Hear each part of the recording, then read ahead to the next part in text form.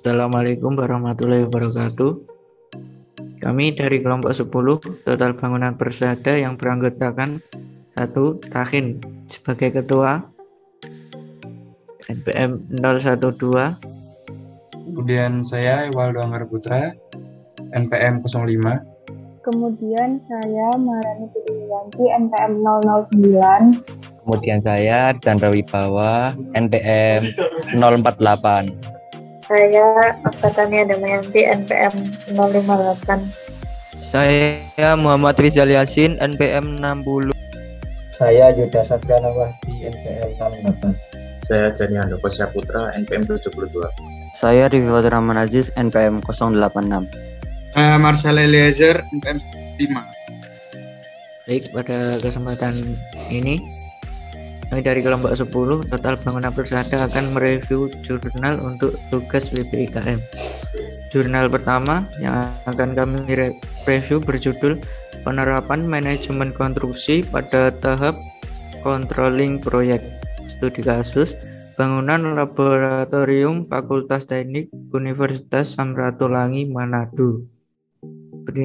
Nama jurnal adalah Jurnal Teknik Sipil volume 6 nomor 11 November 2018, halaman 895 sampai 907, dengan penulis jurnal yaitu Setiadi Asnudin Jeremias Cakra dan Mokhtar Sibi. Abstrak: dalam kegiatan pembangunan proyek sering terjadi keterlambatan terhadap waktu pelaksanaan proyek. Untuk itu, kita perlu mengetahui sejauh mana penerapan manajemen konstruksi dalam hal ini pada waktu pelaksanaan proyek dan peranan dari pengelola proyek. Sistem manajemen yang lazim digunakan pada pelaksanaan proyek konstruksi adalah manajemen konstruksi. Dalam pelaksanaan proyek ini, manajemen konstruksi berfungsi untuk mengatur dan mengendalikan pelaksanaan kegiatan proyek dengan mengoptimalkan peranan konsultan manajemen konstruksi. Penelitian dilaksanakan selama 4 bulan, yaitu pada bulan Januari 2018 sampai April 2018. Dimulai dengan survei lapangan, wawancara, analisa RAP, sampai pada tahap penyusunan laporan penelitian. Kemudian akan dilanjut rekan saya. Kemudian tujuan penelitian. Tujuan penelitian ini untuk mengetahui sejauh mana pola penerapan manajemen konstruksi dalam hal ini waktu pelaksanaan pada proyek bangunan pada pekerjaan pembangunan gedung laboratorium Fakultas Teknik dari pengelola proyek dalam pelaksanaan proyek tersebut. Metode penelitiannya, dalam pelaksanaan penelitian ini disusun suatu lingkup perencanaan yang meliputi identifikasi masalah, mencari tahu pokok permasalahan dari objek yang kita teliti yang bersangkutan dengan judul penulisan, dan mencari alternatif pemecahannya. Studi literatur, mencari bahan pustaka yang berkaitan dengan judul untuk menunjang penulisan. Ketiga, persiapan, menentukan data yang akan diperlukan dalam penulisan. Keempat, ada pengambilan data, terbagi menjadi yang pertama ada data primer, adalah data langsung dari objek yang diteliti, yaitu melalui survei lapangan dan wawancara. Data sekunder adalah data yang diambil dari data yang telah ada atau data yang telah disurvei sebelumnya oleh instansi atau badan usaha lain, yaitu berupa time schedule, gambar, dan RAP. Ketiga, ada analisis data, menganalisa data yang didapat dari hasil penelitian untuk dibuat suatu pembahasan. Terakhir, ada kesimpulan dan saran, membuat kesimpulan dari hasil pembahasan dan memberikan saran untuk masukan yang sesuai untuk menunjang hasil penelitian. Berikutnya akan dijelaskan oleh kawan saya. Hasil dan pembahasan. Pekerjaan pembangunan ini dimulai dari tahap perencanaan yang meliputi pengumpulan data, penelitian atau penyelidikan studi kelayakan, perencanaan fisik yang meliputi gambar denah, pandangan atau tampak, potongan, detail termasuk perhitungan konstruksi secara persyaratan yang disebut BESTEK, mencakup peraturan dan persyaratan teknis administrasi. Kemudian dilanjutkan dengan pelaksanaan konstruksi di lapangan serta pengawasan terhadap pekerjaan.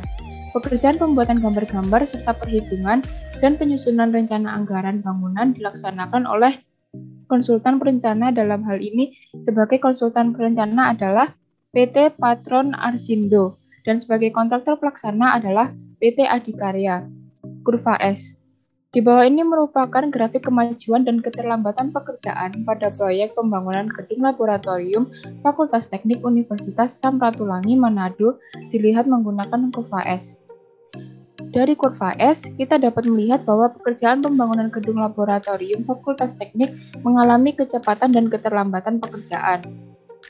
Selanjutnya akan dilanjutkan oleh rekan saya. Setelah melihat jadwal perencanaan atau kurva S dan membandingkannya dengan progres di lapangan, terdapat keterlambatan pekerjaan yang sangat signifikan pada pekerjaan struktur. Di antaranya adalah 1. Pekerjaan lantai 1.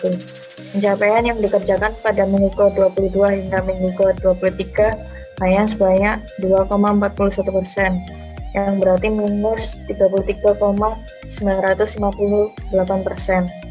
2. Pekerjaan lantai 2. Pekerjaan lantai 2 pada minggu ke-22 sampai minggu ke-23 tidak terjadi tambahan pekerjaan di lapangan, yang berarti pekerjaan terhenti, dan situasi tersebut berlangsung pada minggu ke-24 yang masih terdapat angka bobot pekerjaan yang sama.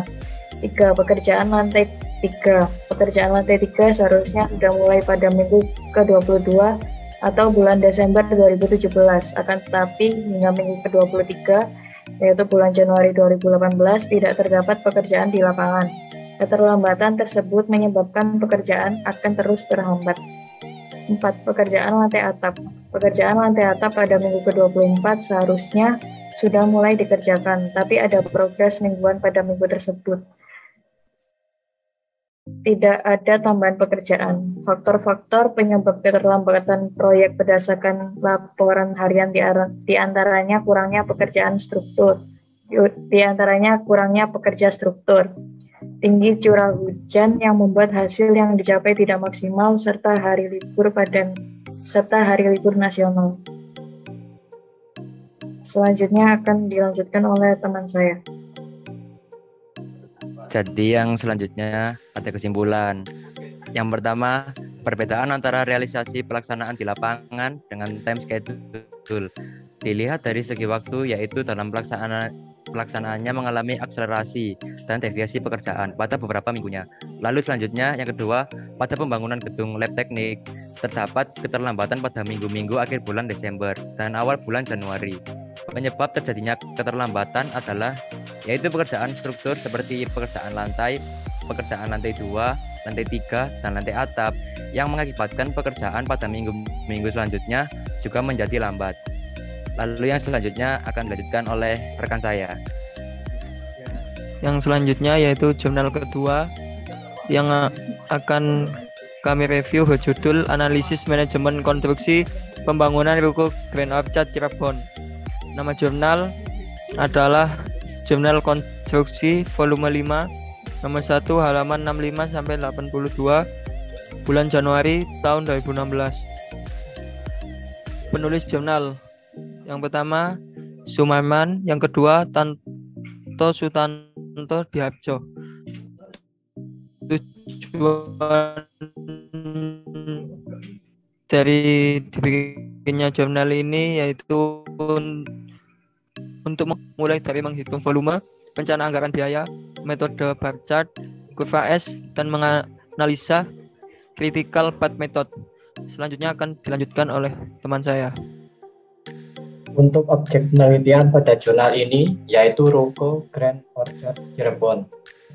Metode pelaksanaan penelitian dalam pelaksanaan penelitian disusun suatu lingkup perencanaan yang meliputi studi literatur, pengumpulan data-data teknis, peninjauan data berupa gambar destek, dan metode kuantitatif dengan cara survei dan mengamati langsung ke objek penelitian yaitu di Ruko Grand Orchard Cirebon. Untuk hasil penelitian pada jurnal ini yaitu Ruko Grand Orchard merupakan proyek pembangunan kawasan bisnis center yang berlokasi di Jalan Tuparif nomor 168 Cirebon. Metode pelaksanaan pekerjaan. Yang pertama, pekerjaan persiapan. Yang kedua, pekerjaan tanah dan fondasi. Perhitungan volume pekerjaan. Perhitungan volume pekerjaan adalah menghitung jumlah banyaknya volume pekerjaan dalam satu satuan. ataupun volume disebut sebagai publikasi pekerjaan yang merupakan bagian pekerjaan dalam satu kesatuan.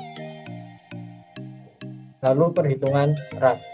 RAP merupakan perhitungan perkiraan harga yang dibutuhkan untuk membangun bangunan dari segi kebutuhan bahan bangunan dan tenaga kerja.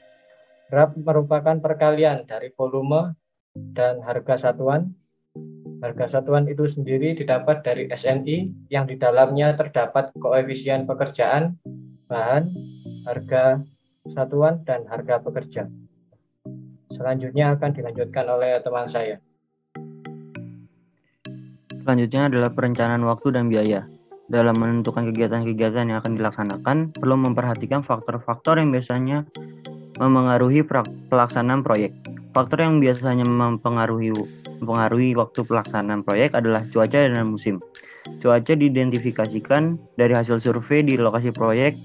Selain faktor cuaca, faktor yang dirumuskan dalam perhitungan pembuatan perencanaan waktu adalah libur, hari raya, atau hari besar nasional. Jika kurun waktu proyek terdapat libur hari raya atau nasional, akan libur tersebut dimasukkan dalam perencanaan proyek.